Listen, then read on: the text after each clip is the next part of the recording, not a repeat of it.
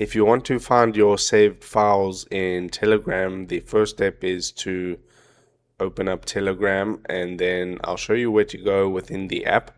So this is the main page of Telegram, but then you'll see three vertical dots right there.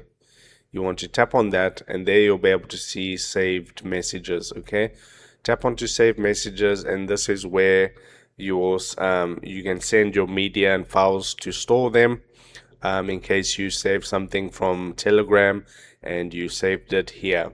Okay, so that's the first thing. And then the second thing is to go to the search bar of your phone and type in my files, and then tap on my files.